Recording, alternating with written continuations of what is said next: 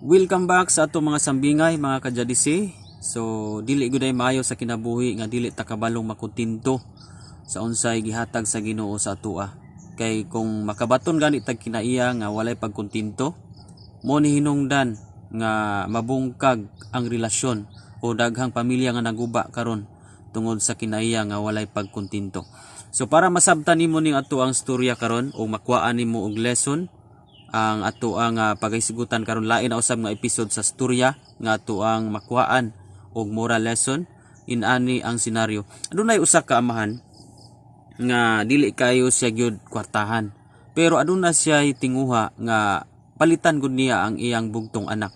So usa ka adlaw niya na iyang kwarta igo-igo ra gyud nga makapalit og sapatos nga bratohon.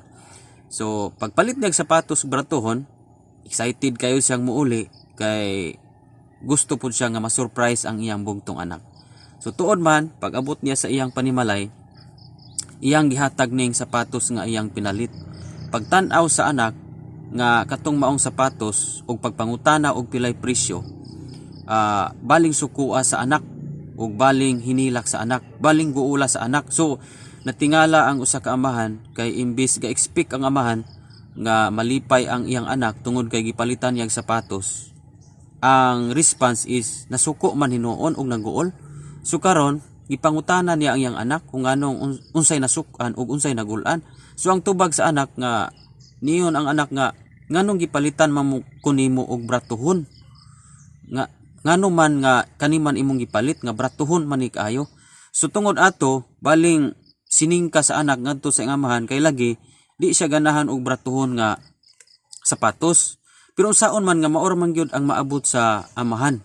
Moto nga iha yung gi pasakitag sulti ang iyang amahan hangtod nga mi decision sa nga mulayas. Tungod ra atong sapatos mi decision siya nga mulayas. So nilayas siya. Pag abot niya sa terminal kay musakay naunta siya og series. Pag lingkod niya sa terminal, aduna siya nakit-an nga usa ka gulang nga pungkol kana bang wala nay tiil. Duha ka tiil niya putol. So, pagtan-aw niya ana, na-realize niya nga siya di ay mas bulahan o mas blessed pa siya tungod kay kumpleto siya tiil.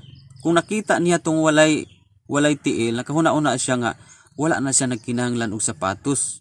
Pero ako nga kumpleto og tiil, nanginahanglan day ko og sapatos. So, pwede ra gyud ay ko makasapatos bisag bratohon. So, iyan ning na-realize. Karon, iyang pagka-realize niya ana siya nga ay salamat kayo Lord nga imo akong iparealize. Kung wa pa ko nakakita sa putol og tiil, dili gyud ko makarealize nga mas blessed pa di ay ko, mas bulahan pa di ay ko kay naa ako'y tiil, kumpleto kog tiil, kumpleto kog ginikanan. Nya gihigugma ko sa akong amahan. So moto nga mi-decide siya nga mubalik siya sa iyang ginikanan. So pagbalik niya, nangayo siya pasaylo sa iyang amahan. O moto nga nagkauli ang ilang mayong relasyon. So, dinhira ta kutob mga kadyadisi sa itong istorya karon.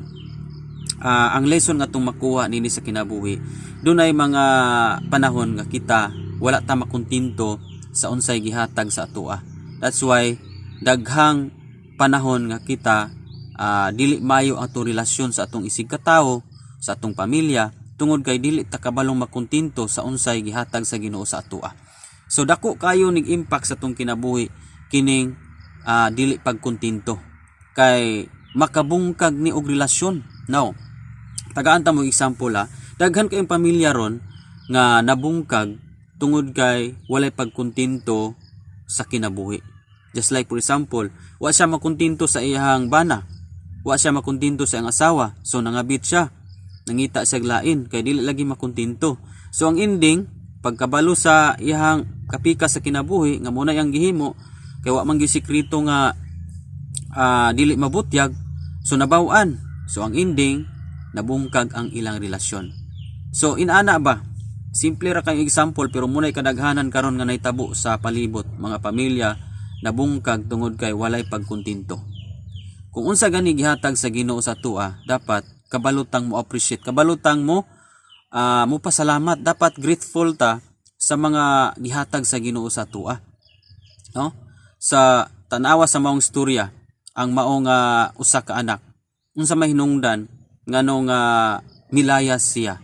Tungod kay dili siya grateful, dili siya mapasalamaton sa unsay gihatag sa iyang amahan. No, nasuko siya tungod kay gitagaan lang siya gratuhon. Sumahinungdan nga nausob ang iyang emosyon.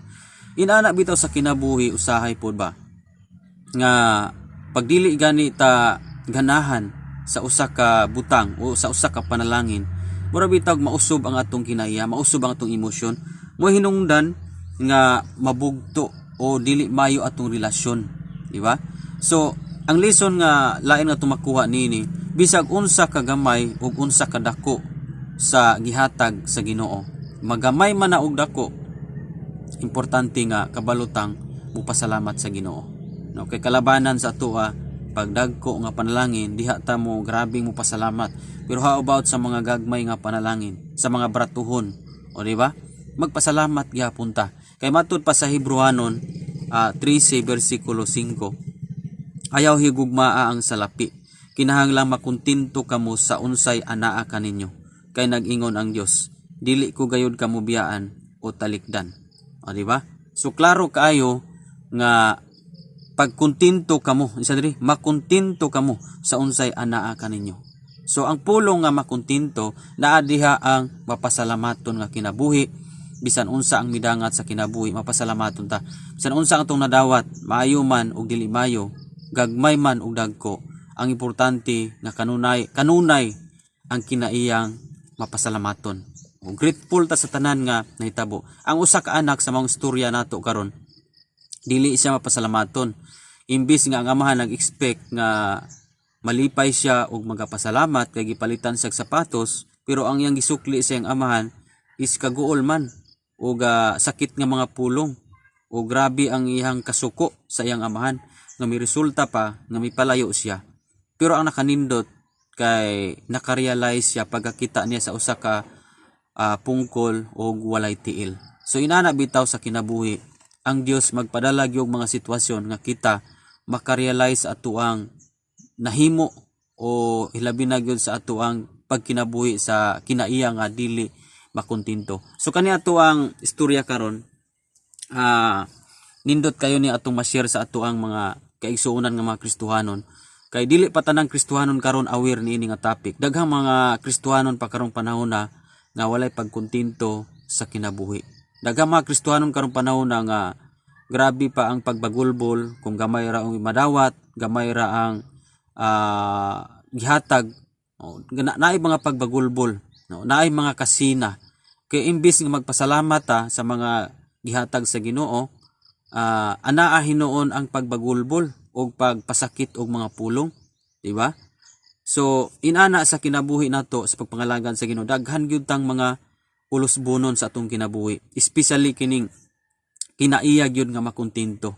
Dapat makultivate gini sa atong kinabuhi, kay kung wala gyud tay pagkuntinto, mao gini makabungkag sa relasyon, mao ni ang makagap sa atong isig ka tawo kung wala tay pagkuntinto sa kinabuhi. O dili maayo ang ato ang sitwasyon sa sulod nato, mutaas ang ato ang emosyon o sa ato ang garbo, no, makahimo hinuon tag desisyon nga magpalayo na hinuon. Muna nga dili gyud maayo ang kinaiya nga walay pagkuntinto.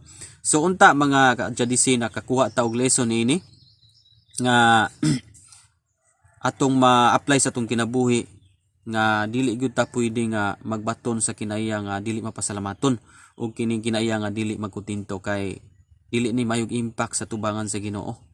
Nung ato ang relasyon sa Ginoo maapektahan, og labaw sa tanan ang ato pong relasyon sa atong isig ka tawo wala gyoy lami basta wala tay pagkuntinto. Relasyon sa atong pamilya mahimo gyud nga dili maayo kung wala tay pagkuntinto. So salamat mga ka-JDC. Kung bago pa ka nga channel, ayaw kalimot sa pag-subscribe para updated ka sa ato ang mga daghan pa kayong mga storya nga mapulutan nimo og mga moral lesson. Unya ayaw kalimot sa pag-share ini kay daghan pa kayong mga Kristohanon nga nanginahanglan niini nga topic. Salamat, glory to God. Iya ang tanandong himaya. God bless.